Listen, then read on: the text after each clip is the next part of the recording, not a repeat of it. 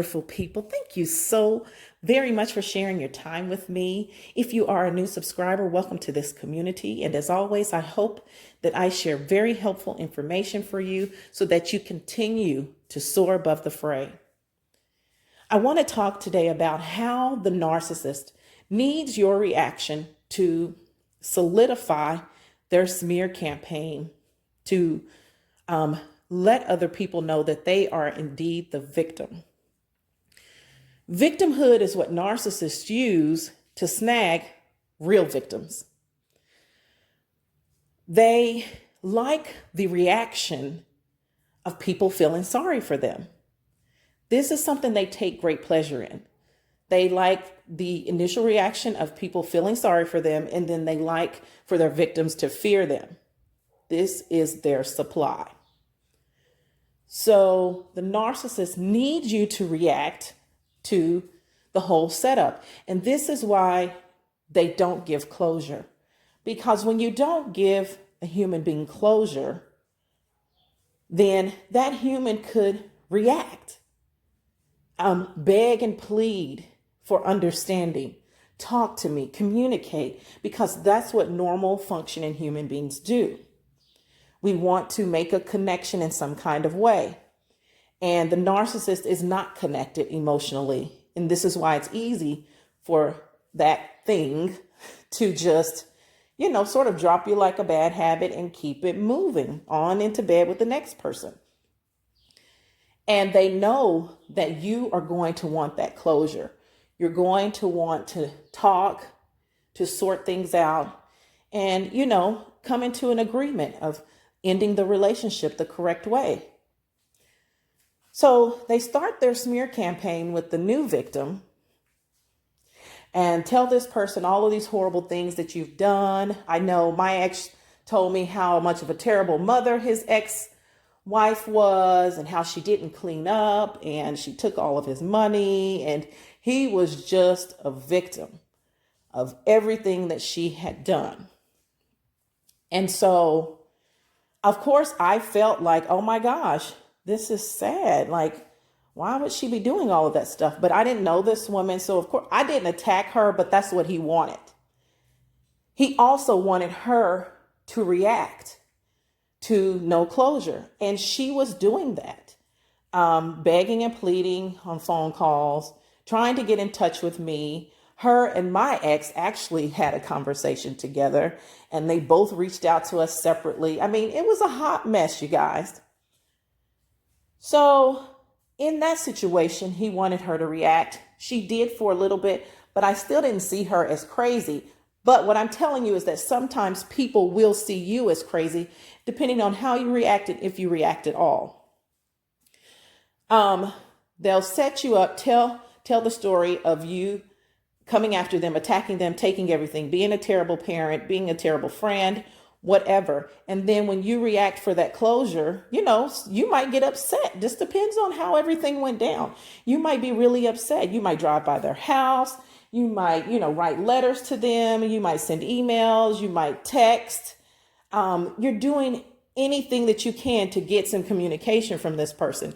Meanwhile, while you're doing all of that, they're showing this new victim that, look, see, they keep texting me, they keep calling me, they keep coming by. And I told them to stop. And, I just don't know what the thing is. It's over. They just can't take it. They just can't do right. And this helps to solidify their story. Some of them will even take you to court to try to get you to react in front of a judge so that they can get a restraining order against you. And that further solidifies their story. My ex tried that with me, but everything was a lie and I had proof, so it didn't work out. But sometimes it does work in their favor because we react and we don't think first. I'm not making judgment because I did react in some ways, and I did. Somebody got cussed out. And, I tried to communicate in the best way that I could and reach out and get that closure. And it didn't happen for me. And eventually, when I realized what was going on, that I was feeding into the narrative and I was actually helping him paint the story against me, then I stopped. And so those people, whoever he was telling, whatever, because I don't know them, it doesn't really affect me.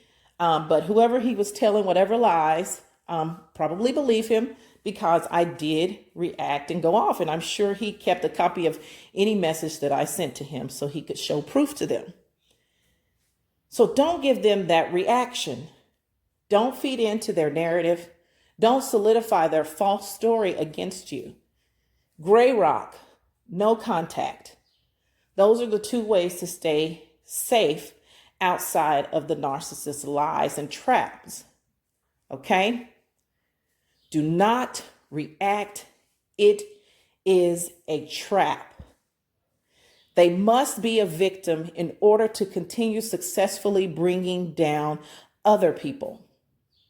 And when you don't play into their story, then they start to scramble.